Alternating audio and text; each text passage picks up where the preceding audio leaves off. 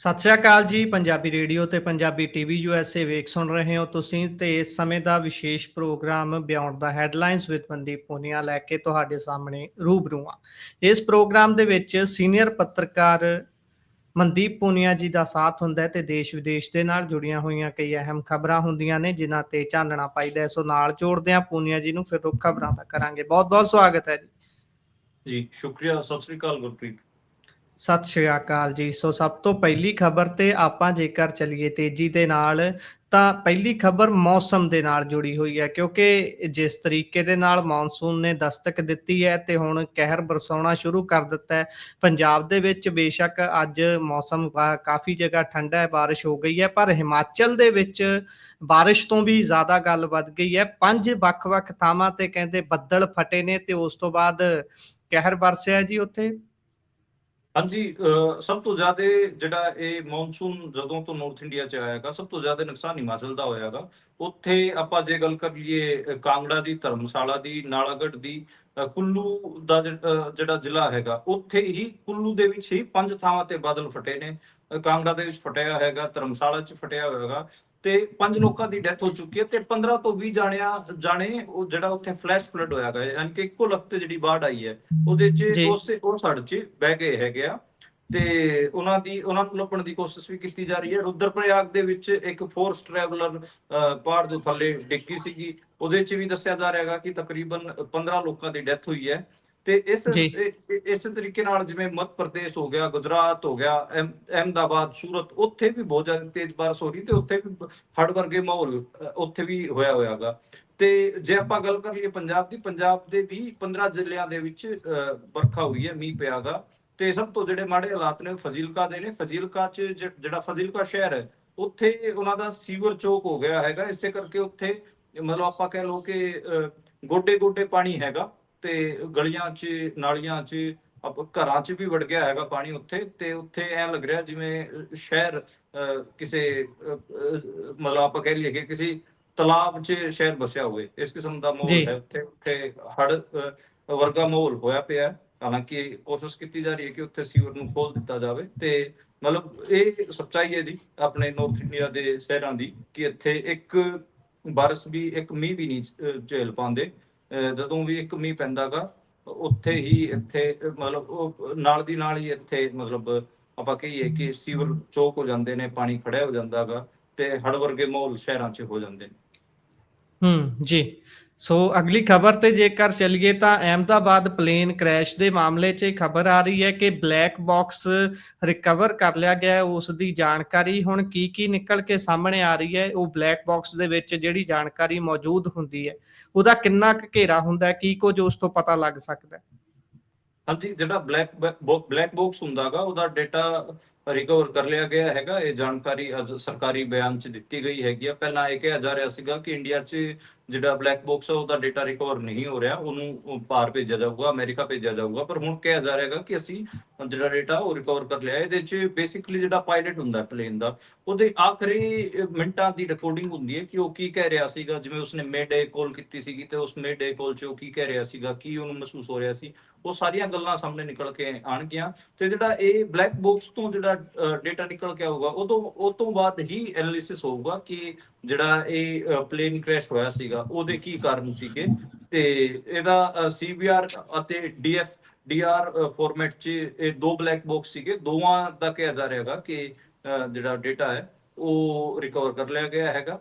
ਤੇ ਇੱਕ ਖਬਰ ਇਹ ਵੀ ਹੈ ਕਿ ਹੁਣ ਤੱਕ ਜਦੋਂ ਆਪਾਂ ਪਹਿਲਾਂ ਗੱਲ ਕਰ ਰਹੇ ਸੀ ਉਦੋਂ ਦੱਸਿਆ ਸੀਗਾ ਕਿ 251 ਲੋਕਾਂ ਦੇ ਡੀਐਨਏ ਜਾਂ ਫਿਰ ਕਹਿ ਲਓ ਕਿ ਕਿਸੇ ਪਛਾਣ ਕਰਕੇ ਉਹਨਾਂ ਦੀ ਡੈਡ ਬੋਡੀਜ਼ ਦੀ ਪਛਾਣ ਹੋ ਗਈ ਸੀ। ਹੁਣ ਇਹ ਆંકੜਾ ਵੱਧ ਕੇ 260 ਹੋ ਗਿਆ ਹੈਗਾ। ਹੁਣ 260 ਲੋਕਾਂ ਦੀ ਪਛਾਣ ਹੋ ਚੁੱਕੀ ਹੈ ਤੇ ਉਹਨਾਂ ਦੇ ਡੈਡ ਬੋਡੀਜ਼ ਉਹਨਾਂ ਦੇ ਘਰਦਿਆਂ ਨੂੰ ਦਿੱਤੇ ਜਾ ਚੁੱਕੇ ਨੇ। ਜੀ। ਜੇਕਰ ਆਪਾਂ ਅੱਗੇ ਚੱਲੀਏ ਤਾਂ ਬ੍ਰਾਜ਼ੀਲ ਦੇ ਵਿੱਚ ਬ੍ਰਿਕਸ ਦਾ ਸਮਿਟ ਹੈ, ਉੱਥੇ ਮੋਦੀ ਸਾਹਿਬ ਤਾਂ ਜਾਣਗੇ ਪਰ ਕਹਿੰਦੇ ਵੀ ਸ਼ੀ ਜਿਨਪਿੰਗ ਨਹੀਂ ਆ ਰਹੇ। ਕਾਰਨ ਕੀ ਹੈ ਜੀ ਇਸ ਦਾ? ਬੇਸਿਕਲੀ ਜਿਹੜਾ ਇਹ ਬ੍ਰਿਕਸ ਸਬਮਿਟ ਹੋ ਰਿਹਾ ਉਹਦੇ 'ਚ ਬਤੌਰ ਸਟੇਟ ਗੈਸਟ ਡਿਨਰ ਵਾਸਤੇ ਪ੍ਰਧਾਨ ਮੰਤਰੀ ਨਰਿੰਦਰ ਮੋਦੀ ਨੂੰ ਬੁਲਾਇਆ ਗਿਆ ਹੈਗਾ। ਬ੍ਰਾਜ਼ੀਲੀਅਨ ਜਿਹੜੇ ਰਾਸ਼ਟਰਪਤੀ ਨੇ ਉੱਥੇ ਲੂਇਸ ਇਨਾਸੀਓ ਲੂਲਾ ਡੀ ਸਿਲਵਾ, ਉਹਨਾਂ ਦੇ ਡੀ ਸਿਲਵਾ ਹੋਰਾਂ ਨੇ ਨਰਿੰਦਰ ਮੋਦੀ ਨੂੰ ਸੱਦਿਆ ਹੈ ਇਸ ਦੇ ਬਿਹਾਫ ਤੇ ਜਿਹੜੀ ਚਾਈਨਾ ਦੀ SCMP ਮੀਡੀਆ ਹੈ ਉਹਨੇ ਖਬਰ ਛਾਪੀ, ਉਹਨੇ ਕਿਹਾਗਾ ਕਿ ਨਰਿੰਦਰ ਮੋਦੀ ਉੱਥੇ ਜਾ ਰਹੇ ਨੇ, ਇਸੇ ਕਰਕੇ ਸ਼ੀ ਜਿਨਪਿੰਗ ਨਹੀਂ ਜਾਣਗੇ। ਹੁਣ ਇਹਦਾ ਕੀ ਮਤਲਬ ਕੱਢਿਆ ਜਾਵੇ ਤਾਂ ਮੇਰੇ ਤਾਂ ਸਮਝ ਤੋਂ ਬਾਹਰ ਹੈ, ਪਰ ਆਪਾਂ ਦੇਖ ਰਹੇ ਹਾਂ ਕਿ ਬ੍ਰਿਕਸ ਦੀ ਜਿਹੜੀ ਪਿਛਲੀ ਮੀਟਿੰਗ ਸੀਗੀ ਉਹ ਤਾਂ ਵਰਚੁਅਲੀ ਹੋਈ ਸੀਗੀ, ਉਹ ਹੋਈਆਂ ਸੀ। ਹੁਣ ਬ੍ਰਿਕਸ ਦੀ ਜਿਹੜੀ ਸਮਿਟ ਹੈ ਇਹ ਹੋ ਰਹੀ ਹੈ, ਤੇ ਦੇਖਦੇ ਹਾਂ ਕਿ ਇਸ 'ਚ ਮਤਲਬ ਬਣਦਾ ਕੀ ਹੈ, ਕੀ ਨਿਕਲ ਕੇ ਸਾਹਮਣੇ ਆ ਰਿਹਾ ਹੈ। ਸ਼ੀ ਜਿਨਪਿੰਗ ਹਾਲਾਂਕਿ ਇੰਡੀਆ ਆਏ ਸੀਗੇ ਜਦੋਂ G20 ਸਮਿਟ ਕਰਾਈ ਗਈ ਸੀ, ਉਦੋਂ ਆਏ ਸੀਗੇ। ਤੇ ਮੈਨੂੰ ਜਿਹੜਾ ਇਹ ਗੱਲ ਕਹੀ ਜਾ ਰਹੀ ਹੈ ਕਿ ਨਰਿੰਦਰ ਮੋਦੀ ਕਰਕੇ ਸ਼ੀ ਜਿਨਪਿੰਗ ਨਹੀਂ ਜਾ ਰਹੇ, ਇਹ ਮੈਨੂੰ ਥੋੜਾ ਜਿਹਾ ਇਹਦੇ ਤੇ ਮੇਰਾ ਆਪ ਦਾ ਵੀ ਭਰੋਸਾ ਨਹੀਂ ਹੋ ਰਿਹਾ। ਕਾਰਨ ਤਾਂ ਕੋਈ ਹੋਰ ਹੋਊਗਾ, ਲੇਕਿਨ ਜੀ ਖੁੱਲ ਕੇ ਸਾਹਮਣੇ ਨਹੀਂ ਆ ਰਿਹਾ। ਤੇ ਇੱਥੇ ਕਿਹਾ ਜਾ ਰਿਹਾ ਹੈਗਾ ਕਿ ਜਿਹੜਾ ਬ੍ਰਾਜ਼ੀਲ ਨਾਲ ਇੰਡੀਆ ਦੀ ਬਾਇਲੇਟਰਲ ਗੱਲਬਾਤ ਹੋਊਗੀ, ਯਾਨੀ ਕਿ ਦੋ ਪੱਖੀ ਗੱਲਬਾਤ ਹੋਊਗੀ, ਦੋਵੇਂ ਬਹਿ ਕੇ ਗੱਲ ਕਰਨਗੇ। ਤੁਸੀਂ ਯਾਦ ਕਰੋ ਕਿ ਜਿਹੜੀ ਪਿਛਲੀ ਬ੍ਰਿਕਸ ਸਮਿਟ ਸੀਗੀ ਉਹਦੇ ਚ ਜੀ ਮੋਦੀ ਅਤੇ ਸ਼ੀ ਜਿਨਪਿੰਗ ਨੇ ਵੀ ਬਾਇਲੇਟਰਲ ਗੱਲਬਾਤ ਕੀਤੀ ਸੀਗੀ। ਤੇ ਮਤਲਬ ਇਸੇ ਕਰਕੇ ਮੈਨੂੰ ਇਹ ਸਮਝ ਨਹੀਂ ਆ ਰਿਹਾ ਕਿ ਕਿਉਂ ਚਾਈਨਾ ਦਾ ਮੀਡੀਆ ਇਹ ਗੱਲ ਛਾਪ ਰਿਹਾ ਹੈਗਾ, ਇਹ ਖਬਰ ਛਾਪ ਰਿਹਾ ਹੈਗਾ ਕਿ ਨਰਿੰਦਰ ਮੋਦੀ ਉੱਥੇ ਜਾ ਰਹੇ ਨੇ, ਇਸ ਕਰਕੇ ਸ਼ੀ ਜਿਨਪਿੰਗ ਨਹੀਂ ਜਾਣਗੇ। ਇਸ ਤੇ ਮੈਂ ਥੋੜਾ ਯਕੀਨ ਨਹੀਂ ਕਰ ਪਾ ਰਿਹਾ ਅਜੇ। ਮਤਲਬ ਇੱਕ ਦੋ ਇੰਟਰਨੈਸ਼ਨਲ ਅਦਾਰੇ, ਮੈਨੂੰ ਲੱਗਦਾ ਕਿ ਕੱਲ ਤੱਕ ਕਈ ਇੰਟਰਨੈਸ਼ਨਲ ਅਦਾਰੇ ਇਸ ਤੇ ਕਮੈਂਟਬਾਜ਼ੀ ਕਰਨਗੇ, ਲਿਖਣਗੇ, ਉਦੋਂ ਥੋੜਾ ਕਲੀਅਰ ਹੋਊਗਾ ਕਿ ਕੀ ਕਾਰਨ ਨਿਕਲ ਕੇ ਸਾਹਮਣੇ ਆ ਰਹੇ ਨੇ। ਜੀ, ਇਹ ਤਾਂ ਹੁਣ ਆਉਣ ਵਾਲਾ ਸਮਾਂ ਹੀ ਦੱਸੂਗਾ। ਅਗਲੀ ਖਬਰ ਤੇ ਜੇਕਰ ਚੱਲੀਏ ਤਾਂ ਜਿਹੜੇ ਪੂਰੇ ਭਾਰਤ ਦੇ ਕਾਲਰ ਨੇ, ਕਿਸੇ ਨੂੰ ਵੀ ਆਪਾਂ ਰੈਗੂਲਰ ਕਾਲ ਕਰਦੇ ਹਾਂ ਤਾਂ ਉਹ ਖਾਸੇ ਪਰੇਸ਼ਾਨ ਸੀ ਅਮਿਤਾਭ ਬੱਚਨ ਦੀ ਆਵਾਜ਼ ਤੋਂ, ਕਿਉਂਕਿ ਉਹ ਸਾਈਬਰ ਫਰਾਡ ਦੀ ਜਾਣਕਾਰੀ ਦੇ ਰਹੇ ਸੀ। ਕਰੀਬ 40 ਸੈਕਿੰਡ ਤੱਕ ਉਹ ਬੋਲਦੇ ਸੀ। ਇਸ ਤੋਂ ਖਾਸੇ ਨਾਰਾਜ਼ ਜਿਹੜੇ ਲੋਕ ਸੀ ਜਾਂ ਪਰੇਸ਼ਾਨ ਹੋਣ ਵਾਲੇ ਲੋਕ ਸੀ, ਕਈ ਵਾਰ ਤਾਂ ਕੱਟ ਕੇ ਫੋਨ ਦੁਬਾਰਾ ਲਾਉਂਦੇ ਸੀ ਵੀ ਦੂਜੀ ਵਾਰੀ ਨਹੀਂ ਬੋਲਦਾ, ਜਲਦੀ ਕੱਟੋ। ਤੇ ਉਹ ਕਾਲਰ ਟਿਊਨ ਹੁਣ ਬੰਦ ਹੋ ਗਈ ਹੈ ਜੀ। ਹਾਂਜੀ, ਇਹ ਜਿਹੜੀ ਕਾਲਰ ਟਿਊਨ ਸੀਗੀ ਸਤੰਬਰ 2024 ਚ ਸ਼ੁਰੂ ਕੀਤੀ ਗਈ ਸੀ ਤੇ 40 ਸਕਿੰਟ ਦੀ ਸੀਗੀ ਜੀ, ਖਾਸਾ ਤੰਗ ਕਰਦੀ ਸੀ। 40 ਸਕਿੰਟ ਯਾਨੀ ਕਿ ਅਮਿਤਾਭ ਬੱਚਨ ਦੀ ਆਵਾਜ਼ ਨੂੰ ਰੈਗੂਲਰਲੀ ਸੁਣਨਾ ਪੈਂਦਾ ਸੀ। ਕਿਸੇ ਨੂੰ ਵੀ ਕਾਲ ਕਰੋ, ਅਮਿਤਾਭ ਬੱਚਨ ਪਹਿਲਾਂ ਤੁਹਾਨੂੰ ਗੱਲ ਸੁਣਾਉਣ ਲੱਗ ਜਾਂਦੇ ਸੀ ਤੇ ਦੱਸਣ ਲੱਗ ਜਾਂਦੇ ਸੀ ਕਿ ਭਾਈ ਸਾਈਬਰ ਫਰੋਡ ਤੋਂ ਬਚੋ। ਹਾਲਾਂਕਿ ਇੰਡੀਆ ਦੇ ਵਿੱਚ ਸਾਈਬਰ ਫਰੋਡ ਉਸੇ ਤਰੀਕੇ ਨਾਲ ਜਾਰੀ ਨੇ ਤੇ ਉਵੇਂ ਹੀ ਸਾਈਬਰ ਫਰੋਡ ਹੋ ਰਹੇ ਨੇ। ਤੇ ਜਿਹੜਾ ਸਾਈਬਰ ਫਰੋਡ ਕਰਨ ਵਾਲੇ ਹੈਗੇ ਆ, ਉਹ ਕੋਈ ਹੋਰ ਨਵਾਂ ਤਰੀਕਾ ਲੱਭ ਲੈਂਦੇ ਨੇ। ਜਿਹੜਾ ਕਾਲਰ ਟਿਊਨ ਚ ਤਰੀਕਾ ਦੱਸੀ ਜਾਂਦੇ ਸੀਗੇ ਕਿ ਐਵੇਂ ਬਚਣਾ ਹੈਗਾ ਅਮਿਤਾਭ ਬੱਚਨ, ਉਹ ਤੋਂ ਅੱਡ ਨਵੇਂ ਕਿਸਮ ਦੇ ਤਰੀਕੇ ਸਾਈਬਰ ਫਰੋਡ ਕਰਨ ਵਾਲੇ ਨੇ ਲੱਭੇ ਹੋਏ ਨੇ। ਉਹ ਗੱਲ ਤਾਂ ਆਊਟਡੇਟਡ ਹੋ ਗਈ, ਉਹਨਾਂ ਦੇ ਬੋਲਦਿਆਂ ਹੀ ਆਊਟਡੇਟਡ ਹੋ ਜਾਂਦੀ ਨੇ, ਉਹ ਪਹਿਲਾਂ ਹੀ ਅਪਡੇਟ ਰਹਿੰਦੇ ਨੇ ਅਗਲੇ। ਬਿਲਕੁਲ। ਤੇ ਸੋਸ਼ਲ ਮੀਡੀਆ ਤੇ ਲਗਾਤਾਰ ਟ੍ਰੋਲ ਕੀਤਾ ਗਿਆ ਸੀਗਾ ਤੇ ਮਤਲਬ ਆਪਾਂ ਦੇਖ ਰਹੇ ਹਾਂ 23 ਜੂਨ 24 ਜੂਨ ਇਹ ਦੋ ਤਰੀਕਾਂ ਇਦਾਂ ਦੀਆਂ ਸੀਗੀਆਂ ਕਿ ਲਗਾਤਾਰ ਟਵਿੱਟਰ ਤੇ ਟ੍ਰੈਂਡ ਚੱਲੇ ਨੇ ਕਿ ਯਾਰ ਇਹ ਅਮਿਤਾਭ ਬੱਚਨ ਨੂੰ ਬੋਲਣੋਂ ਹਟਾਓ। ਤੇ ਇਹ ਖਾਸਾ ਪਰੇਸ਼ਾਨ ਇਹਨੇ ਕੀਤਾ ਹੋਇਆ ਹੈਗਾ, ਇੱਕੋ ਗੱਲ ਬਾਰ-ਬਾਰ ਸੁਣਾਈ ਜਾਂਦਾ ਹੈਗਾ। ਮਤਲਬ ਮਾਮਲਾ ਹੋਇਆਗਾ, ਇਸ ਤੋਂ ਬਾਅਦ ਹੀ ਮੈਨੂੰ ਲੱਗਦਾ ਹੈਗਾ ਕਿ ਸਰਕਾਰ ਵੱਲੋਂ ਇਹ ਡਿਸੀਜਨ ਲਿੱਤਾ ਗਿਆ ਤੇ ਉਹਨਾਂ ਨੂੰ ਹਟਾਇਆ ਗਿਆ ਹੈਗਾ। ਜੀ, ਜੇਕਰ ਆਪਾਂ ਅੱਗੇ ਚੱਲੀਏ ਤਾਂ ਉਧਰ ਯੂਪੀ ਦੇ ਵਿੱਚ ਇੱਕ ਕਥਾਵਾਚਕ ਦੀ ਕੁੱਟਮਾਰ ਹੋਈ ਸੀ, ਉਸ ਤੋਂ ਬਾਅਦ ਖਾਸਾ ਉੱਥੇ ਰੌਲਾ ਪੈ ਗਿਆ ਹੈ ਤੇ ਫਾਇਰਿੰਗ ਤੱਕ ਹੋਈ ਹੈ ਜੀ। ਇਹ ਸਾਰਾ ਮਾਮਲਾ ਕਿਹੜਾ, ਕੀ ਇਹ ਉਹੀ ਮਾਮਲਾ ਹੈ ਜਿਸ ਦੇ ਵਿੱਚ ਮੁਲਾਇਮ ਯਾਦਵ ਹੁਣੀ, ਅਖਿਲੇਸ਼ ਯਾਦਵ ਹੁਣੀ ਮਾਫ ਕਰਨਾ, ਸਨਮਾਨਿਤ ਵੀ ਕੀਤਾ ਸੀ ਉਹਨੂੰ? ਹਾਂਜੀ ਹਾਂਜੀ, ਬਿਲਕੁਲ। ਅਖਿਲੇਸ਼ ਯਾਦਵ ਨੇ ਸਨਮਾਨਿਤ ਕੀਤਾ ਸੀ। ਇਹ ਉਹੀ ਮਾਮਲਾ ਹੈਗਾ। ਕਥਾਵਾਚਕ ਸੀਗਾ ਉੱਤਰ ਪ੍ਰਦੇਸ਼ ਦਾ ਤੇ ਮਤਲਬ ਯਾਦਵ ਜਾਤੀ ਤੋਂ ਸੀਗਾ, ਯਾਦਵ ਕਾਸਟ ਉੱਥੇ ਉਹਨੂੰ ਕੁੱਟਦਾ ਸੀਗਾ। ਤੇ ਹੁਣ ਜਿੰਨੇ ਵੀ ਯਾਦਵ ਸੰਗਠਨ ਸੀਗੇ ਉਹਨਾਂ ਨੇ ਇਟਾਵਾ ਦੇ ਵਿੱਚ ਪੁਲਿਸ ਹੈਡਕੁਆਟਰਸ ਨੂੰ ਘੇਰਨ ਦੀ ਕੋਸ਼ਿਸ਼ ਕੀਤੀ, ਪੁਲਿਸ ਥਾਣੇ ਨੂੰ ਘੇਰਨ ਦੀ ਕੋਸ਼ਿਸ਼ ਕੀਤੀ। ਉੱਥੇ ਤਕਰੀਬਨ 2000 ਜਾਣੇ ਇਕੱਠੇ ਹੋਏ ਸੀਗੇ। ਬਾਅਦ ਚ ਫਿਰ ਪੁਲਿਸ ਵਾਲਿਆਂ ਨੇ ਉਹਨਾਂ ਨੂੰ ਭਜਾ ਕੁੱਟਿਆ ਹੈਗਾ ਤੇ ਫਾਇਰਿੰਗ ਵੀ ਕੀਤੀ ਗਈ ਹੈਗੀ ਆ। ਤੇ ਖਾਸਾ ਆਪਾਂ ਕਹਿ ਲਈਏ ਕਿ ਅਜੀਬ ਕਿਸਮ ਦਾ ਮਾਹੌਲ ਹੋ ਗਿਆ ਸੀਗਾ ਉੱਥੇ। ਤੇ ਦੇਖੋ, ਯਾਦਵ ਸਮਾਜ ਕਹਿ ਲਓ ਜਾਂ OBC ਸਮਾਜ ਕਹਿ ਲਓ, ਉਹਨਾਂ 'ਚ ਗੁੱਸਾ ਤਾਂ ਹੈਗਾ ਕਿ ਅਸੀਂ ਹਿੰਦੂ ਧਰਮ ਗ੍ਰੰਥਾਂ ਦਾ ਪਾਠ ਨਹੀਂ ਕਰ ਸਕਦੇ। ਜੇ ਮਤਲਬ ਜੇ ਸਾਰਿਆਂ ਨੂੰ ਆਜ਼ਾਦੀ ਹੈ ਧਰਮ ਦਾ ਪਾਠ ਕਰਨ ਦੀ, ਫਿਰ ਅਸੀਂ ਵੀ ਕਰ ਸਕਦੇ ਹਾਂ। ਅਸੀਂ ਵੀ ਜੇ ਕਥਾਈਤਾ ਸੁਣਾਈ ਸੀ ਤੇ ਉਹਦੇ ਨਾਲ ਕੀ ਹੋ ਗਿਆ, ਇਹ ਖਾਸਾ ਇਸ਼ੂ ਬਣਿਆ ਹੋਇਆ ਹੈ।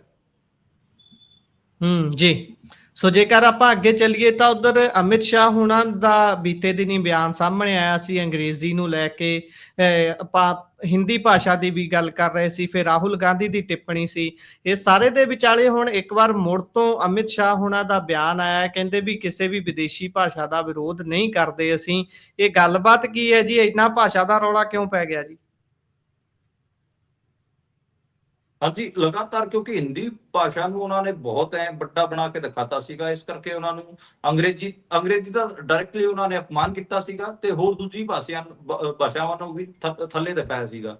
ਇਸੇ ਕਰਕੇ ਉਹਨਾਂ ਨੂੰ ਆਪਣਾ ਸਟੇਟਮੈਂਟ ਚੇਂਜ ਕਰਨਾ ਪਿਆ, ਕਿਉਂਕਿ ਨੋਨ ਹਿੰਦੀ ਸਪੀਕਿੰਗ ਸਟੇਟਸ ਵੱਲੋਂ ਖਾਸੀ ਰਿਐਕਸ਼ਨ ਆ ਰਹੀ ਸੀ। ਅਮਿਤ ਸ਼ਾਹ ਨੂੰ ਖਾਸਾ ਟ੍ਰੋਲ ਕੀਤਾ ਜਾ ਰਿਹਾ ਸੀਗਾ। ਹੁਣ ਅਮਿਤ ਸ਼ਾਹ ਨੇ ਉਸ ਤੋਂ ਬਾਅਦ ਸਟੇਟਮੈਂਟ ਦੇ ਕੇ ਕਿਹਾ ਹੈ ਕਿ ਉਹ ਕਿਸੇ ਵੀ ਦੂਜੀ ਭਾਸ਼ਾ ਦਾ ਅਪਮਾਨ ਨਹੀਂ ਕਰਦੇ, ਉਹ ਤਾਂ ਹਿੰਦੀ ਦੀ ਤਾਰੀਫ ਕਰ ਰਹੇ ਸੀਗੇ। ਤੇ ਅੱਜ ਦਿੱਲੀ 'ਚ ਬੋਲਦਿਆਂ ਉਹਨਾਂ ਨੇ ਕਿਹਾ ਕਿ ਮੈਂ ਆਪਣੇ ਦਿਲ ਤੋਂ ਮੰਨਦਾ ਕਿ ਹਿੰਦੀ ਬੋਲਣਾ ਕਿਸੇ ਵੀ ਦੂਜੀ ਭਾਰਤੀ ਭਾਸ਼ਾ ਦਾ ਵਿਰੋਧ ਨਹੀਂ ਹੈ, ਨਾ ਹੋ ਸਕਦਾ ਹੈਗਾ। ਇਹ ਤਾਂ ਸਾਰਿਆਂ ਦੀ ਸਖੀ ਹੈ, ਮਿੱਤਰ ਹੈ। ਬੇਸਿਕਲੀ ਹਿੰਦੀ ਭਾਸ਼ਾ ਤਾਂ ਦੂਜੀ ਭਾਸ਼ਾਵਾਂ ਦੀ ਮਿੱਤਰ ਹੈ ਤੇ ਹਿੰਦੀ ਅਤੇ ਸਾਰੀ ਭਾਰਤੀ ਭਾਸ਼ਾ ਮਿਲ ਕੇ ਹੀ ਸਾਨੂੰ ਆਤਮ ਗੌਰਵ ਦੇ ਥਾਂ ਤੱਕ ਪਹੁੰਚਾ ਸਕਦੀਆਂ ਨੇ। ਇਹ ਅੱਜ ਉਹਨਾਂ ਨੇ ਸਟੇਟਮੈਂਟ ਦਿੱਤੀ ਉਸ ਤੋਂ ਬਾਅਦ, ਤੇ ਉਹਨਾਂ ਨੇ ਕਿਹਾ ਕਿ ਮੈਂ ਤਾਂ ਸਿਰਫ ਆਪਣੀ ਭਾਸ਼ਾ ਤੇ ਗਰਵ ਕਰਨ ਦੀ ਗੱਲ ਕਹਿ ਰਿਹਾ ਸੀਗਾ, ਯਾਨੀ ਕਿ ਉਹ ਬੈਕ ਫੁੱਟ ਤੇ ਹੈਗਾ। ਉਹਨਾਂ ਨੂੰ ਖਾਸਾ ਟ੍ਰੋਲ ਕੀਤਾ ਗਿਆ ਹੈਗਾ। ਤੇ ਅੰਗਰੇਜ਼ੀ ਭਾਸ਼ਾ ਵਾਲੀ ਵੀ ਗੱਲ ਰਾਹੁਲ ਗਾਂਧੀ ਨੇ ਠੋਕ ਕੇ ਬੋਲੀ ਸੀਗੀ ਕਿ ਜਦੋਂ ਰੋਜ਼ਗਾਰ ਹੀ ਅੰਗਰੇਜ਼ੀ ਭਾਸ਼ਾ ਨਾਲ ਮਿਲ ਰਹੇ ਨੇ ਤਾਂ ਫਿਰ ਤਾਂ ਤੁਸੀਂ ਗਰੀਬਾਂ ਦੇ ਬੱਚਿਆਂ ਨੂੰ ਕਹਿ ਰਹੇ ਹੋ ਕਿ ਤੁਸੀਂ ਅੰਗਰੇਜ਼ੀ ਨਾ ਪੜ੍ਹੋ, ਜਦ ਕਿ ਤੁਹਾਡੇ ਮੰਤਰੀਆਂ ਦੇ ਬੱਚੇ, ਤੁਹਾਡਾ ਮੁੰਡਾ ਅੰਗਰੇਜ਼ੀ ਵੀ ਬੋਲਦਾ ਹੈਗਾ ਤੇ ਉਹ ਸਾਰੇ ਬਾਹਰ ਵੀ ਪੜ੍ਹ ਕੇ ਆਏ ਨੇ ਵਿਦੇਸ਼ੀ ਯੂਨੀਵਰਸਿਟੀਆਂ ਜਿੱਥੇ ਅੰਗਰੇਜ਼ੀ 'ਚ ਹੀ ਪੜ੍ਹਾਈ ਹੁੰਦੀ ਹੈ। ਤਾਂ ਮਤਲਬ ਆਪਦੇ ਬੱਚੇ ਤਾਂ ਤੁਸੀਂ ਅੰਗਰੇਜ਼ੀ 'ਚ ਪੜ੍ਹਾ ਲਏ, ਹੁਣ ਜਦੋਂ ਗਰੀਬਾਂ ਦੇ ਬੱਚਿਆਂ ਦੀ ਪੜ੍ਹਾਈ ਕਰਨ ਦੀ ਵਾਰੀ ਆਈ, ਉਦੋਂ ਤੁਸੀਂ ਕਹਿ ਰਹੇ ਹੋ ਕਿ ਹਿੰਦੀ 'ਚ ਪੜ੍ਹਾਓ, ਹਿੰਦੀ ਬੋਲੋ, ਅੰਗਰੇਜ਼ੀ ਨੂੰ ਤੁਸੀਂ ਭੰਡ ਰਹੇ ਹੋ। ਇਹ ਇਸ਼ੂ ਬਣ ਗਿਆ ਸੀਗਾ, ਇਸੇ ਕਰਕੇ ਉਹ ਪਿੱਛੇ ਬੈਕ ਸਟੈਪ ਗਏ ਹੈਗੇ ਆ। ਜੀ। ਸੋ ਜੇਕਰ ਆਪਾਂ ਅੱਗੇ ਚੱਲੀਏ ਤਾਂ ਕਾਂਗਰਸ ਦੇ ਵੱਲੋਂ ਕਹਿੰਦੇ ਵੀ ਚੁਣਾਵ ਆਯੋਗ ਦੇ ਕੋਲੋਂ ਵੋਟਰ ਲਿਸਟਾਂ ਦੀ ਡਿਜੀਟਲ ਕਾਪੀ ਮੰਗੀ ਜਾ ਰਹੀ ਹੈ। ਇਹ ਕੀ ਕਾਰਨ ਹੈ ਜੀ? ਇਹ ਪੂਰਾ ਮਾਮਲਾ ਕੀ ਹੈ? ਹਾਂਜੀ, basically election commission of India ਨੇ ਰਾਹੁਲ ਗਾਂਧੀ ਨੂੰ ਸੱਦਿਆ ਸੀਗਾ ਕਿ ਤੁਸੀਂ ਆਓ, ਆਪਾਂ ਬਹਿ ਕੇ ਗੱਲਬਾਤ ਕਰਦੇ ਹਾਂ। ਰਾਹੁਲ ਗਾਂਧੀ ਲਗਾਤਾਰ ਮਹਾਰਾਸ਼ਟਰ ਵਿਧਾਨ ਸਭਾ ਚੋਣਾਂ ਦੇ ਦੌਰਾਨ ਗੜਬੜੀਆਂ ਦੇ ਆਰੋਪ ਲਾ ਰਹੇ ਸੀਗੇ ਚੋਣ ਆਯੋਗ ਤੇ ਉਸ ਤੇ ਫਿਰ ਇਲੈਕਸ਼ਨ ਕਮਿਸ਼ਨ ਨੇ 12 ਜੂਨ ਨੂੰ ਇੱਕ ਲੈਟਰ ਲਿਖ ਕੇ ਕਿਹਾ ਸੀਗਾ ਕਿ ਤੁਸੀਂ ਆ ਜਾਓ, ਆਪਾਂ ਗੱਲਬਾਤ ਕਰਦੇ ਹਾਂ।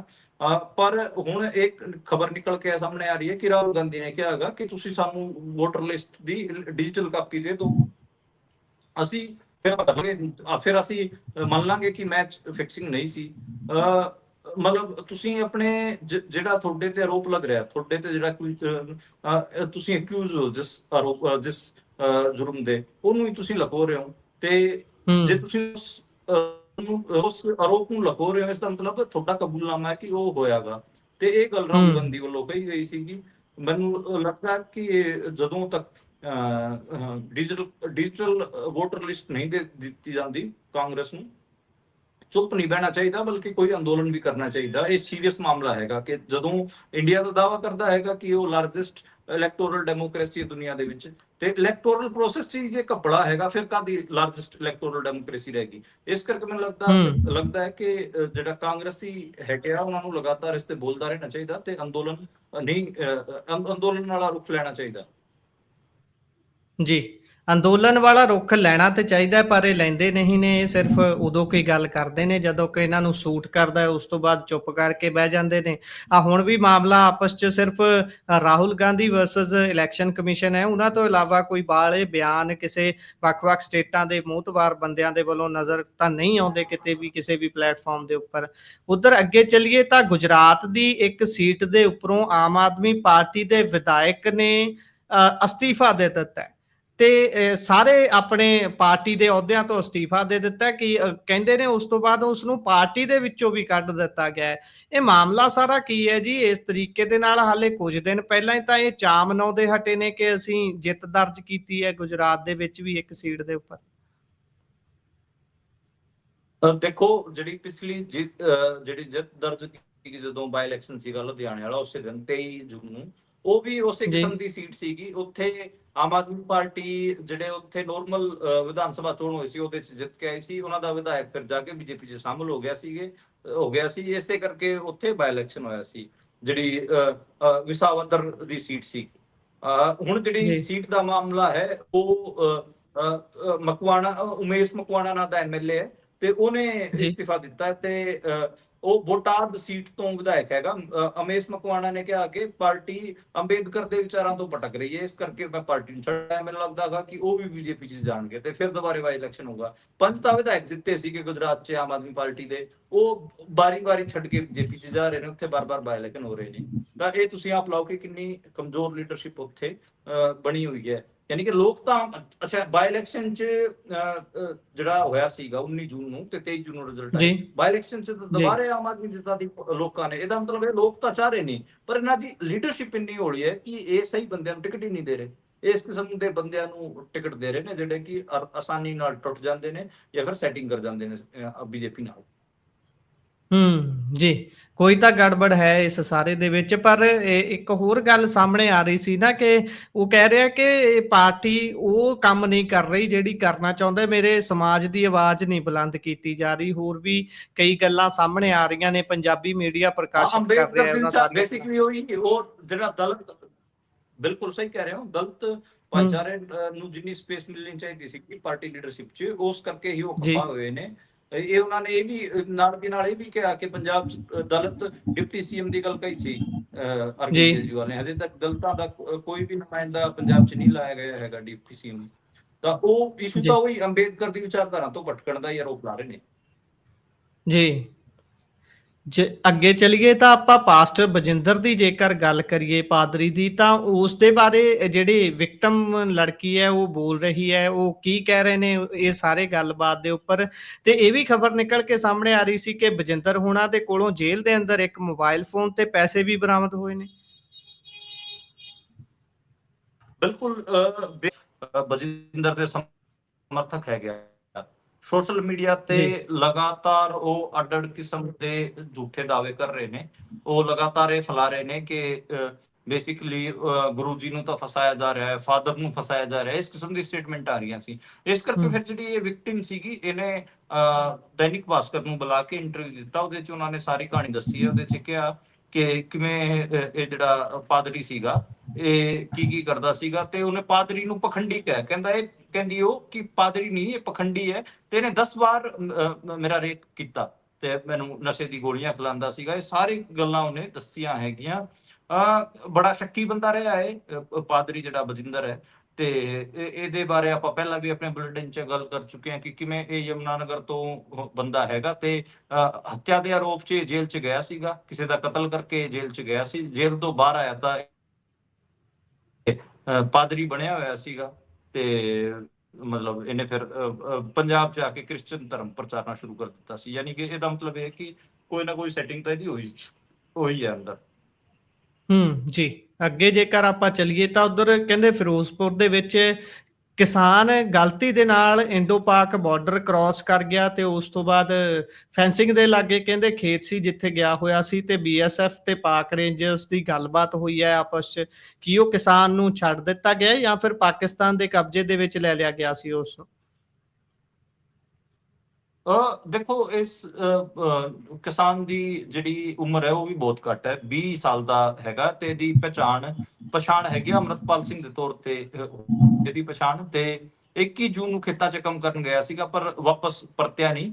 ਤੇ ਫਿਰ ਇਹਦੀ ਆਪਾਂ ਕੀ ਹੈ ਕਿ ਇਹਨੂੰ ਲੱਭਣਾ ਸ਼ੁਰੂ ਕਰਤਾ ਸੀ ਘਰਦਿਆਂ ਨੇ। ਬਾਅਦ 'ਚ ਫਿਰ ਪਤਾ ਲੱਗਿਆ ਕਿ ਹਾਂ ਇਹ ਬਾਰਡਰ ਪਾਰ ਕਰ ਗਿਆ ਸੀਗਾ ਤੇ ਉੱਧਰ ਰੇਂਜਰਸ ਨੇ ਫੜ ਲਿਆ ਸੀਗਾ।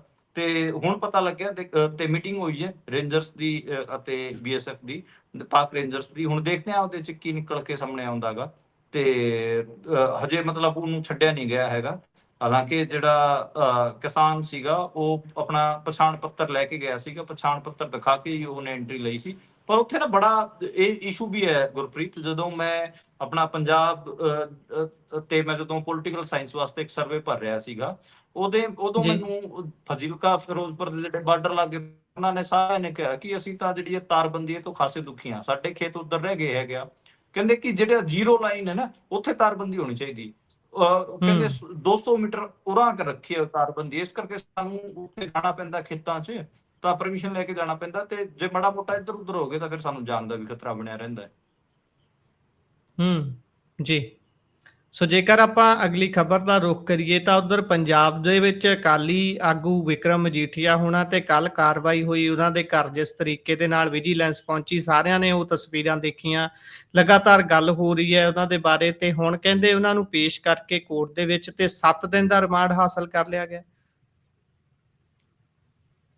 ਹਾਂਜੀ, ਅੱਜ ਮੋਹਾਲੀ ਕੋਰਟ ਦੇ ਵਿੱਚ ਉਹਨਾਂ ਨੂੰ ਪੇਸ਼ ਕੀਤਾ ਗਿਆ ਸੀਗਾ ਤੇ 7 ਦਿਨਾਂ ਦਾ ਰਿਮਾਂਡ ਮਿਲਿਆ ਜੀ। ਵਿਜੀਲੈਂਸ ਤਾਂ 12 ਦਿਨ ਦਾ ਰਿਮਾਂਡ ਮੰਗ ਰਹੀ ਸੀਗੀ ਤੇ ਉਹਨੇ ਖਾਸੀ ਬਹਿਸ ਕੀਤੀ ਹੈ। ਅੱਜ ਖਾਸੀ ਬਹਿਸ ਹੋਈ ਇਸ ਮਾਮਲੇ ਤੇ ਖਾਸੀ ਟਾਈਟ ਸਿਕਿਉਰਿਟੀ ਦੇ ਵਿੱਚ ਮੋਹਾਲੀ ਕੋਰਟ ਦੇ ਵਿੱਚ ਉਹਨਾਂ ਦੀ ਪੇਸ਼ੀ ਹੋਈ ਸੀ। ਉੱਥੇ ਮਜੀਠੀਏ ਦੇ ਸਮਰਥਕ ਵੀ ਮੌਜੂਦ ਸਨ ਤੇ ਵੱਡੇ ਲੈਵਲ ਤੇ ਉੱਥੇ ਪੁਲਿਸ ਵੀ ਲਾਈ ਗਈ ਸੀਗੀ ਤੇ ਉੱਥੇ ਪੰਜਾਬੀ ਮੀਡੀਆ ਵੀ ਖਾਸਾ ਮੌਜੂਦ ਸੀਗਾ ਤੇ ਅੱਜ ਬਹਿਸ ਤੋਂ ਬਾਅਦ ਕੋਰਟ ਨੇ ਉਹਨਾਂ ਨੂੰ 7 ਦਿਨ ਦਾ ਰਿਮਾਂਡ ਦਿੱਤਾ ਹੈ।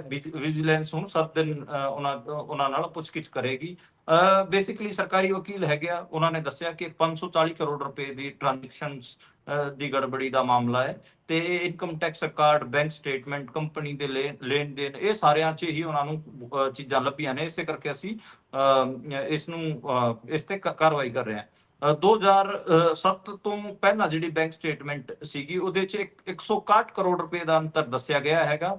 125 ਕਰੋੜ ਦੀ ਐਂਟਰੀ ਦਿਖਾਈ ਗਈ ਹੈਗੀ ਆ ਤੇ 286 ਕਰੋੜ ਰੁਪਏ ਦਾ ਬੈਂਕ ਲੈਣ ਦੇਣ ਹੈ। ਯਾਨੀ ਕਿ ਇਹ ਟੋਟਲ ਬਣਾਉਂਦਾ ਹੈਗਾ ਤਕਰੀਬਨ 540 ਕਰੋੜ ਤੇ ਉਹਨੂੰ ਹੀ ਲੈ ਕੇ ਉਹ ਲਗਾਤਾਰ ਗੱਲ ਕਰ ਰਹੇ ਨੇ ਤੇ ਇਹ ਵੀ ਕਹਿ ਰਹੇ ਨੇ ਕਿ ਸਾਈਪ੍ਰਸ 'ਚ 141 ਕਰੋੜ ਰੁਪਏ ਦਾ ਸੰਦਿਗਧ ਲੈਣ ਦੇਣ ਹੋਇਆ ਹੈ ਮਜੀਠੀਆ ਦੀ ਜਿਹੜੀ ਇੰਡੀਆ ਦੀ ਕੰਪਨੀਆਂ ਨੇ ਉਸ 'ਚ, ਤੇ ਇਸੇ ਕਰਕੇ ਉਹਨਾਂ ਨੂੰ ਗ੍ਰਿਫਤਾਰ ਕੀਤਾ ਗਿਆ ਹੈ। ਮੈਨੂੰ ਲੱਗਦਾ ਵਾ ਕਿ ਦੇਖੋ, ਮੈਨੂੰ ਤਾਂ ਪ੍ਰੇਮਚੰਦ ਦੀ ਇੱਕ ਕਹਾਣੀ ਧਿਆਨ ਆ ਰਹੀ ਹੈ, ਸ਼ਤਰੰਜ ਦੇ ਜੀ। ਖਿਡਾਰੀ।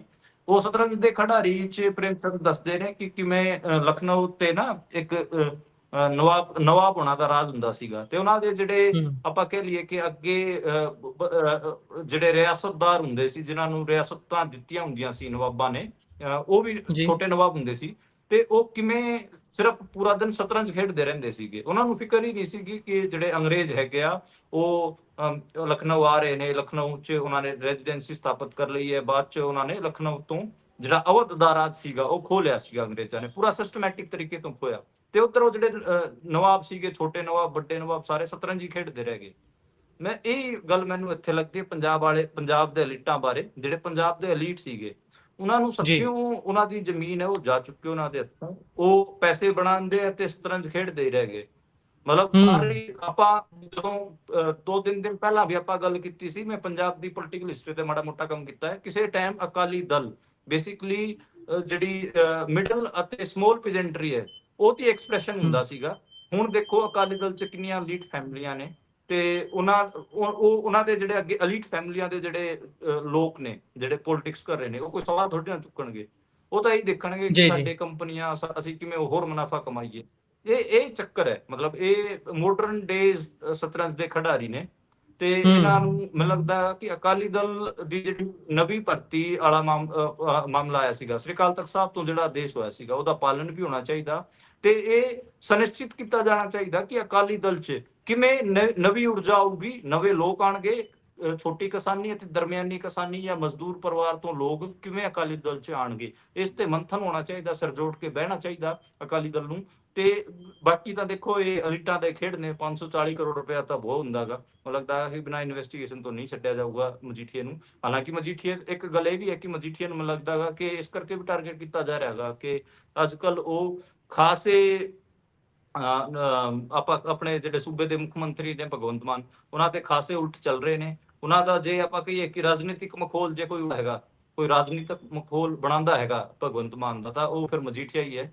ਉਹਨਾਂ ਦੀ ਰੀਲਸ ਜੀ। ਵੀ ਬਹੁਤ ਜ਼ਿਆਦਾ ਵਾਇਰਲ ਰਹਿੰਦੀਆਂ ਨੇ ਇੰਸਟਾਗ੍ਰਾਮ ਤੇ, ਫੇਸਬੁੱਕ ਤੇ ਮੈਨੂੰ ਲੱਗਦਾ ਕਿ ਇਹ ਵੀ ਕਾਰਨ ਹੋ ਸਕਦਾ। ਇੱਕ ਇਹਨੂੰ ਆਪਾਂ ਪ੍ਰਾਇਮਰੀ ਕਾਰਨ ਨਹੀਂ ਮੰਨਦੇ ਹੈਗੇ। ਪ੍ਰਾਇਮਰੀ ਰੀਜ਼ਨ ਆਪਾਂ ਉਹੀ ਮੰਨਾਂਗੇ ਕਿ ਜਿਹੜਾ ਦੱਸਿਆ ਜਾ ਰਿਹਾ 540 ਕਰੋੜ ਵਾਲਾ ਹੀ, ਕਿਉਂਕਿ ਉਹ ਵੀ ਇੱਕ 10 ਸਾਲ ਅਗਲੇ ਸੱਤਾ 'ਚ ਰਹੇ ਨੇ ਤੇ ਸੱਤਾ ਜੀ। ਦੇ ਜੀ। ਸੁੱਖ ਭੋਗੇ ਨੇ ਤੇ ਇਸ ਕਰਕੇ ਮੈਨੂੰ ਲੱਗਦਾ ਕਿ ਇਨਵੈਸਟੀਗੇਸ਼ਨ ਚੱਲੇ, ਉਹ ਤਾਂ ਚੱਲਣੀ ਚਾਹੀਦੀ ਹੈ। ਕੋਈ ਆਮ ਆਦਮੀ ਥੋੜੀ ਨਾ ਹੈ ਜਾਂ ਫਿਰ ਕੋਈ ਕਿਸਾਨ ਆਗੂ ਜਾਂ ਫਿਰ ਮਜ਼ਦੂਰ ਆਗੂ ਥੋੜੀ ਨਾ, ਜਿਨ੍ਹਾਂ ਨੇ ਕਦੇ ਸੱਤਾ 'ਚ ਹੀ ਨਹੀਂ ਰਹੇ, ਤਾਂ ਖਾਮ ਖਾਈ ਉਹਨਾਂ ਦੀ ਇਨਵੈਸਟੀਗੇਸ਼ਨ ਹੋ ਰਹੀ। ਉਹ ਤਾਂ ਸੱਤਾ ਦਾ ਪਾਰਟ ਸੀਗੇ, ਸੱਤਾ ਸੀਗੀ ਜੀ ਆਪਣੇ ਜੀ। ਆਪ 'ਚ, ਤੇ ਉਹਦਾ ਤਾਂ ਇਨਵੈਸਟੀਗੇਸ਼ਨ ਚੱਲਣਾ ਚਾਹੀਦਾ, ਕੋਈ ਏਦਾਂ ਦੀ ਗੱਲ ਨਹੀਂ ਹੈ। ਪਰ ਇਹ ਗੱਲ ਮਾੜੀ ਹੋਊਗੀ ਜੇ ਭਗਵੰਤ ਮਾਨ ਨੇ ਉਹਨਾਂ ਨੂੰ ਪਰਸਨਲੀ ਟਾਰਗੇਟ ਕਰਨ ਵਾਸਤੇ ਸਾਰਾ ਕੁਝ ਕੀਤਾ ਗਿਆ ਹੈਗਾ, ਤਾਂ ਇਹ ਗੱਲ ਫਿਰ ਮਾੜੀ ਹੈ। ਇਹ ਵੀ ਦੇਖਣਾ ਪਊਗਾ। 10-15-20% ਤਾਂ ਆਪਾਂ ਕਹਿ ਸਕਦੇ ਹਾਂ ਕਿ ਇਹ ਮਸਲਾ ਹੈਗਾ, ਭਗਵੰਤ ਮਾਨ ਨੇ ਇਸ ਕਰਕੇ ਟਾਰਗੇਟ ਕੀਤਾ ਹੈ ਕਿਉਂਕਿ ਭਗਵੰਤ ਮਾਨ ਦਾ ਰਾਜਨੀਤਿਕ ਮਖੌਲ ਮਜੀਠੀਆ ਉਡਾਉਂਦਾ ਸੀਗਾ। ਜੀ, ਇਹ ਤਾਂ ਹੈ। ਸੋ ਬਹੁਤ ਸਾਰੇ ਲੋਕ ਇਸ ਨੂੰ ਹਾਲੇ ਤੱਕ ਵੀ ਇਹੀ ਆਖ ਰਹੇ ਨੇ ਕਿ ਤਕਰੀਬਨ ਰਾਜਨੀਤਿਕ ਮਖੌਲ ਉਡਾਉਣ ਤੋਂ ਬਾਅਦ ਉਸ ਦੇ ਖਿਲਾਫ ਕਾਰਵਾਈ ਕਹਿ ਲਈਏ ਬਦਲਾ ਲਓ ਨੀਤੀ ਦੇ ਨਾਲ ਹੀ ਕੀਤੀ ਗਈ ਹੈ। ਇਸ ਦੇ ਵਿੱਚ ਹੋਰ ਕੱਢਣ ਪਾਉਣ ਨੂੰ ਕੁਝ ਨਹੀਂ ਹੈ, ਪਰ ਕੱਢਣ ਪਾਉਣ ਨੂੰ ਹੋਵੇ ਨਾ ਹੋਵੇ, ਪਰ ਇਸ ਤਰੀਕੇ ਦੇ ਨਾਲ ਲੋਕਾਂ ਦੇ ਪੈਸੇ ਦੀ ਦੁਰਵਰਤੋਂ ਨਹੀਂ ਹੋਣੀ ਚਾਹੀਦੀ। ਜੇਕਰ ਸੱਚੀਓ ਕੁਝ ਮਾਮਲਾ ਹੈ ਤਾਂ ਸਖਤੀ ਦੇ ਨਾਲ ਕਾਰਵਾਈ ਕਰੋ। ਸਿਰਫ ਇਹੀ ਨਹੀਂ, ਜਿਹੜੇ ਹੋਰ ਵੀ ਨੇ ਜਿਨ੍ਹਾਂ ਨੇ ਸੱਤਾ ਮਾਣੀ ਹੈ ਉਹਨਾਂ ਸਾਰਿਆਂ ਨੂੰ ਕਟਹਿਰੇ 'ਚ ਖੜਾ ਕਰਨਾ ਚਾਹੀਦਾ ਹੈ। ਤਾਂ ਅੱਗੇ ਆਪਾਂ ਜੇਕਰ ਚੱਲੀਏ ਤਾਂ ਸ਼੍ਰੀ ਅਕਾਲ ਤਖਤ ਸਾਹਿਬ ਦੇ ਸੇਵਾ ਅਤੇ ਨਿਯਮਾਵਲੀ ਤਿਆਰ ਕਰਨ ਦੇ ਲਈ ਜਿਹੜੀ ਬੀਤੇ ਦਿਨੀ SGPC ਦੇ ਵੱਲੋਂ ਗੱਲਬਾਤ ਕੀਤੀ ਗਈ ਸੀ, ਸੁਝਾਅ ਮੰਗੇ ਗਏ ਸੀ ਵੱਖ-ਵੱਖ ਜਥੇਬੰਦੀਆਂ, ਸੰਤ ਸਮਾਜ ਦੇ ਕੋਲੋਂ ਵੀ, ਭਾਈ ਤੁਸੀਂ ਯੋਗਦਾਨ ਪਾਓ, ਸਾਨੂੰ ਦੱਸੋ ਕਿ ਆਪਾਂ ਕਿਵੇਂ ਇਹ ਸਾਰੀ ਨਿਯਮਾਵਲੀ ਤਿਆਰ ਕਰੀਏ। ਕਿਉਂਕਿ ਜਦੋਂ ਆਪਾਂ ਦੂਸਰੇ ਪਾਸੇ ਦੇਖਦੇ ਹਾਂ ਵੈਸਟਰਨ ਕਲਚਰ ਦੇ ਵਿੱਚ ਪੌਪ ਨੂੰ ਕਿਵੇਂ ਚੁਣਿਆ ਜਾਂਦਾ ਹੈ, ਕਿਵੇਂ ਚਿਮਨੀ ਦੇ ਵਿੱਚੋਂ ਚਿੱਟਾ ਧੂੰਆਂ ਨਿਕਲਦਾ, ਉਸ ਤੋਂ ਬਾਅਦ ਫੈਸਲਾ ਹੋ ਜਾਂਦਾ ਹੈ ਕਿ ਹੁਣ ਸਾਡਾ ਨਵਾਂ ਪੌਪ ਇਹ ਹੋਊਗਾ। ਪਰ ਇੱਧਰ ਜਦੋਂ ਆਪਾਂ ਸਿੱਖ ਧਰਮ ਦੀ ਗੱਲ ਕਰਦੇ ਹਾਂ ਤਾਂ ਬਹੁਤ ਸਾਰੀਆਂ ਚੀਜ਼ਾਂ ਹਾਲੇ ਕਲੀਅਰ ਨਹੀਂ ਹੈਗੀਆਂ। ਉਸ ਨੂੰ ਲੈ ਕੇ ਇਹ ਜਿਹੜੀ ਕਹਿੰਦੇ ਵੀ ਨਿਯਮ ਤਿਆਰ ਕਰਨ ਦੇ ਲਈ ਕਮੇਟੀ ਦਾ ਗਠਨ ਹੋ ਗਿਆ ਹੈ ਜੀ। ਕੌਣ ਕੌਣ ਨੇ ਇਸ ਦੇ ਵਿੱਚ, ਕਿੰਨੇ ਮੈਂਬਰੀ ਇਹ ਕਮੇਟੀ ਹੈ ਤੇ ਕਦੋਂ ਤੱਕ ਇਹਨਾਂ ਨੂੰ ਡੈਡਲਾਈਨ ਦਿੱਤੀ ਗਈ ਹੈ ਕਿ ਕਦੋਂ ਤੱਕ ਨਿਯਮ ਤੈਅ ਕਰ ਲੈਣੇ ਨੇ? ਦੇਖੋ, SGPC ਦੇ ਜਿਹੜੇ ਪ੍ਰਧਾਨ ਨੇ ਰਜਿੰਦਰ ਸਿੰਘ ਧਾਮੀ, ਉਹਨਾਂ ਨੇ ਅੱਜ 34 ਮੈਂਬਰੀ ਕਮੇਟੀ ਦਾ ਐਲਾਨ ਕੀਤਾ ਹੈਗਾ, ਜਿਹੜੀ ਕਿ ਸ੍ਰੀ ਅਕਾਲ ਤਖਤ ਸਾਹਿਬ ਦੇ ਸੇਵਾ ਨਿਯਮਾਵਲੀ ਬਣਾਊਗੀ। ਤੇ ਉਹਦੇ 'ਚ ਦੱਸਿਆ ਜਾ ਰਿਹਾ ਹੈਗਾ ਕਈ ਲੋਕ ਸ਼ਾਮਲ ਹਨ, ਕਈ ਸਿੱਖ ਬੁੱਧੀਜੀਵੀ ਅਤੇ ਸਿੱਖ ਸੰਗਠਨਾਂ ਦੇ ਆਗੂ, ਕਈ ਲੋਕ ਸ਼ਾਮਲ ਹਨ, ਜਿਹਦੇ 'ਚ ਬਾਬਾ ਹਰਨਾਮ ਸਿੰਘ ਖਾਲਸਾ ਪ੍ਰਧਾਨ ਦਮਦਮੀ ਟਕਸਾਲ, ਸੰਤ ਸਮਾਜ ਬਾਬਾ ਨਿਹਾਲ ਸਿੰਘ ਏਰੀਆਂ, ਬਾਬਾ ਬਲਵੀਰ ਸਿੰਘ ਪੰਥ, ਬਾਬਾ ਵਿਧੀ ਚੰਦ ਜੀ ਪਦਮ ਸ਼੍ਰੀ, ਬਾਬਾ ਸੇਵਾ ਸਿੰਘ ਕਾਰ ਸੇਵਾ ਖਡੂਰ ਸਾਹਿਬ, ਬਾਬਾ ਕਸ਼ਮੀਰ ਸਿੰਘ ਪ੍ਰਧਾਨ ਸੰਪਰਦਾਕਾਰ ਸੇਵਾ ਭੂਰੀ ਵਾਲੇ, ਬਾਬਾ ਤੇਜਾ ਸਿੰਘ ਖੁੱਦਾ ਕੁਰਾਲਾ ਨਿਰਮਲੇ ਸੰਪਰਦਾ, ਮਹਿੰਤ ਰਮਿੰਦਰ ਦਾਸ ਉਦਾਸੀਨ ਸੰਪਰਦਾ, ਮਹਿੰਤ ਪ੍ਰੀਤਪਾਲ ਸਿੰਘ ਮਿੱਠਾ ਟਵਾਣਾ ਸੇਵਾ ਪੰਥੀ, ਬਾਬਾ ਸੇਵਾ ਸਿੰਘ ਰਾਮਪੁਰ ਖੇੜਾ। ਬੇਸਿਕਲੀ ਮਤਲਬ ਇਹ ਖਾਸੀ ਵੱਡੀ ਲਿਸਟ ਹੈ, 34 ਲੋਕ ਨੇ ਜਿਹਦੇ ਤੇ ਇਹਦੇ 'ਚ ਬੀਬੀ ਇੰਦਰ, ਜੇ ਇਹ ਤਾਂ ਆਪਾਂ ਬਾਬਿਆਂ ਦੇ ਗੱਲ ਕਰ ਰਹੇ, ਸੰਤ ਸਮਾਜ ਤੋਂ ਗੱਲ ਕਰ ਰਹੇ ਸੀਗੇ। ਜੇ ਆਪਾਂ ਗੱਲ ਕਰ ਲਈਏ ਇੰਟੈਲੈਕਚੁਅਲਸ ਦੀ, ਤਾਂ ਬੀਬੀ ਇੰਦਰਜੀਤ ਕੌਰ ਜੀ ਉਹਨਾਂ ਨੂੰ ਵੀ ਇਸ ਜਗ੍ਹਾ ਦਿੱਤੀ ਗਈ ਹੈ, ਥਾਂ ਦਿੱਤੀ ਗਈ ਹੈ, ਜਿਹੜੇ ਪ੍ਰਧਾਨ ਪੂਰਨ ਸਿੰਘ ਕਲਵਾੜਾ ਸੁਸਾਇਟੀ ਦੇ ਨੇ ਉਹ। ਤੇ ਇਸ ਤੋਂ ਇਲਾਵਾ ਜਿਹੜੇ ਡਾਕਟਰ ਕਰਮਜੀਤ ਸਿੰਘ ਹੋ ਗਏ, ਜਿਹੜੇ ਗੁਰੂ ਨਾਨਕ ਦੇਵ ਯੂਨੀਵਰਸਿਟੀ ਦੇ VC ਨੇ, ਡਾਕਟਰ ਪ੍ਰਿਤਪਾਲ ਸਿੰਘ ਹੋ ਗਏ, ਤੇ ਉਹ ਵਾਈਸ ਚਾਂਸਲਰ ਨੇ ਗੁਰੂ ਗ੍ਰੰਥ ਸਾਹਿਬ ਯੂਨੀਵਰਸਿਟੀ ਫਤਿਹਗੜ੍ਹ ਸਾਹਿਬ ਦੇ। ਤੇ ਸਿੱਖ ਵਿਦਵਾਨਾਂ 'ਚ ਬਲਕਾਰ ਸਿੰਘ ਪਟਿਆਲਾ, ਡਾਕਟਰ ਪਰਮਵੀਰ ਸਿੰਘ ਪੰਜਾਬੀ ਯੂਨੀਵਰਸਿਟੀ ਤੋਂ, ਡਾਕਟਰ ਅਮਰਜੀਤ ਸਿੰਘ ਗੁਰੂ ਨਾਨਕ ਯੂਨੀਵਰਸਿਟੀ ਤੋਂ, doctor Inderjit Singh Gogoani principal Khalsa college ਦੇ, ਤੇ ਸਿੱਖ ਵਿਦਵਾਨ doctor Ker Singh, doctor Harbhajan Singh, doctor Baljit Singh, doctor Jujhar Singh, ਤੇ doctor Gurnajit Singh Lamba, doctor Jatinderpal Singh Uppal Australia ਤੋਂ, ਰਾਜਵੀਰ ਸਿੰਘ ਹੈਗੇ ਆ, ਤੇ ਇੰਦਰਪਾਲ ਸਿੰਘ ਚੱਡਾ ਗੁਰੂ ਗੋਬਿੰਦ ਸਿੰਘ ਸਟੱਡੀ ਸਰਕਲ ਤੋਂ ਹੈਗੇ ਆ। ਤੇ SGPC ਦੇ ਜਿਹੜੇ ਮੁੱਖ ਸਚਿਵ ਨੇ, ਮੁੱਖ ਸੈਕਟਰੀ ਨੇ ਕੁਲਵੰਤ ਸਿੰਘ ਮੰਨਣ, ਉਹ ਵੀ ਇਹਦੇ 'ਚ ਸ਼ਾਮਲ ਹਨ ਤੇ ਉਹ ਕਨਵੀਨਰ ਰਹਿਣਗੇ। ਕੁਲਵੰਤ ਸਿੰਘ ਮੰਨਣ ਹੋਰੀ ਇਸ ਕਮੇਟੀ ਦੇ ਕਨਵੀਨਰ ਰਹਿਣਗੇ। ਇਹ ਖਬਰ ਨਿਕਲ ਕੇ ਆਈ ਹੈ ਜੀ। ਇਹ 34 ਮੈਂਬਰਾਂ ਦੀ ਲਿਸਟ ਹੈ, ਜਿਹਦੇ 'ਚ ਸੰਤ ਸਮਾਜ ਤੋਂ ਲੋਕ, ਇਹਨਾਂ ਨੇ ਦਾਅਵਾ ਕੀਤਾ ਕਿ ਅਸੀਂ ਸੰਤ ਸਮਾਜ ਤੋਂ ਲੋਕ ਲਏ ਨੇ, ਇੰਟੈਲੈਕਚੁਅਲਸ ਲਏ ਨੇ, ਹੋਰ ਵੀ ਕਈ ਕਿਸਮ ਦੇ ਲੋਕ ਲਏ ਨੇ। ਜੀ। ਸੋ ਜੇਕਰ ਆਪਾਂ ਅੱਗੇ ਚੱਲੀਏ ਤਾਂ ਉਧਰ ਕੁਰੂਕਸ਼ੇਤਰ ਯੂਨੀਵਰਸਿਟੀ ਦੇ ਵਿੱਚ ਹਰਿਆਣਾ ਸਿੱਖ ਗੁਰਦੁਆਰਾ ਮੈਨੇਜਮੈਂਟ ਕਮੇਟੀ ਦੇ ਵੱਲੋਂ ਅੱਜ ਕਾਲਾ ਦਿਵਸ ਮਨਾਇਆ ਗਿਆ। ਅੱਜ ਕੁਰੂਕਸ਼ੇਤਰ ਯੂਨੀਵਰਸਿਟੀ ਦੇ ਵਿੱਚ ਜਿਹੜੀ ਹਰਿਆਣਾ ਦੀ ਕਮੇਟੀ ਹੈ, ਗੁਰਦੁਆਰਾ ਪ੍ਰਬੰਧਕ ਕਮੇਟੀ, ਉਹਨਾਂ ਨੇ ਐਮਰਜੈਂਸੀ ਨੂੰ ਲੈ ਕੇ ਕਾਲਾ ਦਿਵਸ ਮਨਾਇਆ ਸੀ। ਉੱਥੇ ਪ੍ਰੋਫੈਸਰ ਪ੍ਰੇਮ ਸਿੰਘ ਚੰਦੂ ਮਾਜਰਾ ਉਹਨਾਂ ਨੂੰ ਸੱਦਿਆ ਹੋਇਆ ਸੀਗਾ ਤੇ ਆਪਾਂ ਨੂੰ ਪਤਾ ਹੈ ਕਿ ਜਿਹੜੀ ਹਰਿਆਣੇ ਦੀ ਸਿੱਖ ਗੁਰਦੁਆਰਾ ਮੈਨੇਜਮੈਂਟ ਕਮੇਟੀ ਹੈ ਉਹ ਬੀਜੇਪੀ ਦੇ ਨੇੜੇ ਹੈ, ਤੇ ਪ੍ਰੇਮ ਸਿੰਘ ਚੰਦੂਮਾਜਰਾ ਹੋਣੀ ਵੀ ਆਪਾਂ ਨੂੰ ਯਾਦ ਹੋਵੇਗਾ ਜਦੋਂ 2024 ਦੇ ਇਲੈਕਸ਼ਨ ਹੋਣੇ ਸੀ ਲੋਕ ਸਭਾ ਦੇ, ਉਦੋਂ ਉਸ ਧੜੇ ਦੇ ਆਗੂ ਸੀਗੇ ਜਿਹੜੇ ਲਗਾਤਾਰ ਕਹਿ ਰਹੇ ਸੀਗੇ ਕਿ ਸਾਨੂੰ ਬੀਜੇਪੀ ਨਾਲ ਅਲਾਈਅੰਸ ਕਰਨਾ ਚਾਹੀਦਾ। ਤੇ ਜਿਹੜੀ ਬੀਜੇਪੀ ਹੈ ਉਹ ਅਕਾਲੀ ਦਲ ਨਾਲ ਅਲਾਈਅੰਸ ਕਰਨ ਦਾ ਵੀ ਪ੍ਰੇਮ ਸਿੰਘ ਚੰਦੂਮਾਜਰਾ ਹੋਣਾ ਦੇ ਥਰੂ ਤੇ ਹੋਰ ਜਿਹੜੇ ਪਟਿਆਲੇ ਵਾਲੇ ਜਿਹੜੇ ਆਗੂ ਨੇ, ਮੈਂ ਉਹਨਾਂ ਦਾ ਨਾਮ ਭੁੱਲ ਰਿਹਾ, ਉਹਨਾਂ ਰਾਹੀਂ ਹੀ ਬੀਜੇਪੀ ਸੋਚ ਰਹੀ ਹੈ, ਕਿਉਂਕਿ ਅਮਿਤ ਸ਼ਾਹ ਦੀ ਦੱਸਿਆ ਜਾ ਰਿਹਾ ਹੈਗਾ ਕਿ ਸੁਖਬੀਰ ਬਾਦਲ ਨਾਲ ਨਹੀਂ ਬਣਦੀ। ਹਾਲਾਂਕਿ ਨਰਿੰਦਰ ਮੋਦੀ ਨੂੰ ਸੁਖਬੀਰ ਬਾਦਲ ਨਾਲ ਕੋਈ ਇਸ਼ੂ ਨਹੀਂ ਹੈ, ਇਹ ਵੀ ਮੰਨਿਆ ਜਾ ਰਿਹਾ। ਤੇ ਪੰਜਾਬ ਦੇ ਮਾਮਲਿਆਂ ਤੇ ਜਿਵੇਂ ਮੈਂ ਪਹਿਲਾਂ ਵੀ ਆਪਣੇ ਬੁਲੇਟਿਨ 'ਚ ਜ਼ਿਕਰ ਕੀਤਾ ਸੀਗਾ, ਸੁਨੀਲ ਜਾਖੜ ਦੇ ਬਹੁਤ ਕਲੋਜ਼ ਏਡ ਨੇ ਮੈਨੂੰ ਦੱਸਿਆ ਸੀਗਾ ਕਿ ਪੰਜਾਬ ਜੀ ਵਾਲੇ ਮਾਮਲਿਆਂ ਤੇ ਨਰਿੰਦਰ ਮੋਦੀ ਨੇ ਸਾਰਾ ਜਿਹੜਾ ਆਪਾਂ ਕਹਿ ਲਈਏ ਕਿ ਆਪਣੇ ਹੱਥ 'ਚ ਲੈ ਲਿਆ ਹੈਗਾ। ਅਮਿਤ ਸ਼ਾਹ ਨੂੰ ਕਿਹਾ ਹੈਗਾ ਕਿ ਤੁਸੀਂ ਕੋਈ ਵੀ ਫੈਸਲੇ ਨਾ ਲਓ, ਮੈਂ ਦੇਖਾਂਗਾ ਪੰਜਾਬ ਵਾਲੇ ਮਸਲਿਆਂ ਨੂੰ। ਜੀ। ਸੋ ਜਿਹੜੇ ਪਟਿਆਲੇ ਵਾਲੇ ਤੁਸੀਂ ਗੱਲ ਕਰ ਰਹੇ ਸੀ ਉਹਨਾਂ ਦਾ ਨਾਮ ਉਹ ਰਖੜਾ ਫੈਮਿਲੀ ਹੈ। ਰਖੜਾ ਫੈਮਿਲੀ ਦੇ ਵਿੱਚੋਂ ਜਿਹੜੇ ਅਮਰੀਕਾ 'ਚ ਵੱਡੇ ਕਾਰੋਬਾਰੀ ਧਾਲੀਵਾਲ ਸਾਹਿਬ ਖਾਸੇ ਨਜ਼ਦੀਕੀ ਨੇ ਮੁੱਖ ਮੰਤਰੀ ਸਾਹਿਬ, ਪ੍ਰਧਾਨ ਮੰਤਰੀ ਸਾਹਿਬ ਦੇ। ਪਹਿਲਾਂ ਉਹਨਾਂ ਨੂੰ ਕਿਸਾਨ ਅੰਦੋਲਨ ਵੇਲੇ ਵਾਪਸ ਮੋੜ ਦਿੱਤਾ ਗਿਆ ਸੀ ਏਅਰਪੋਰਟ ਦੇ ਉੱਪਰੋਂ ਹੀ, ਪਰ ਬਾਅਦ ਚੋਂ ਖਾਸੀਆਂ ਨਜ਼ਦੀਕੀਆਂ ਉਹਨਾਂ ਦੀਆਂ ਵਧੀਆਂ ਹੋਈਆਂ ਨੇ। ਆਖਰੀ ਖਬਰ ਹੈ, ਆਪਾਂ ਉਸ ਤੇ ਵੀ ਚਾਨਣਾ ਪਾ ਲੈਂਦੇ ਹਾਂ। ਮਾਨਸਾ ਦੇ ਵਿੱਚ ਕਿਸਾਨਾਂ ਨੇ MLA ਨੂੰ ਘੇਰ ਲਿਆ ਜੀ। ਹਾਂਜੀ, MLA ਨੂੰ ਘੇਰ ਲਿਆ ਗਿਆ ਹੈਗਾ। ਕਿਸਾਨਾਂ ਨੇ ਪਹਿਲਾਂ ਅਲਟੀਮੇਟਮ ਦਿੱਤਾ ਸੀਗਾ ਤੇ ਪੰਜਾਬ ਸਰਕਾਰ ਦੀ ਜਿਹੜੀ ਲੈਂਡ ਪੂਲਿੰਗ ਪਾਲਿਸੀ ਹੈ ਉਹਦੇ ਉਲਟ ਇਹ ਸੰਘਰਸ਼ ਚੱਲ ਰਿਹਾ ਹੈਗਾ। 212 ਏਕੜ ਜ਼ਮੀਨ ਦੇ ਆਪਾਂ ਕਹੇ ਲੈਂਡ ਐਕੁਇਜੀਸ਼ਨ ਦਾ ਮਾਮਲਾ ਹੈਗਾ, ਉਹਨੂੰ ਇਹ ਅਧਿਗ੍ਰਹਿਣ ਉਹਦਾ ਕਰਨ ਜਾ ਰਹੇ ਨੇ, ਤੇ ਉਹਦੇ ਉਲਟ ਇਹ ਮਾਮਲਾ ਸੀਗਾ ਜੀ। ਜਿਹੜਾ ਉੱਥੋਂ ਦਾ ਵਿਧਾਇਕ ਹੈਗਾ ਵਿਜੇ ਸਿੰਗਲਾ, ਉਹਦਾ ਘਰ ਘੇਰਿਆ ਗਿਆ ਹੈਗਾ, ਉਹਦਾ ਆਵਾਸ ਘੇਰ ਰੱਖਿਆ, ਤੇ ਉੱਥੇ ਕਿਸਾਨਾਂ ਨੇ ਪੱਕਾ ਮੋਰਚਾ ਲਾਇਆ ਹੋਇਆ। ਜੀ। ਇਸੇ ਦੇ ਨਾਲ ਪ੍ਰੋਗਰਾਮ ਦਾ ਸਮਾਂ ਇੱਥੇ ਸਮਾਪਤ ਹੁੰਦਾ। ਸੋ ਤੁਸੀਂ ਜੁੜੇ ਜਾਣਕਾਰੀਆਂ ਸਾਂਝੀਆਂ ਕੀਤੀਆਂ, ਬਹੁਤ ਬਹੁਤ ਧੰਨਵਾਦ ਜੀ।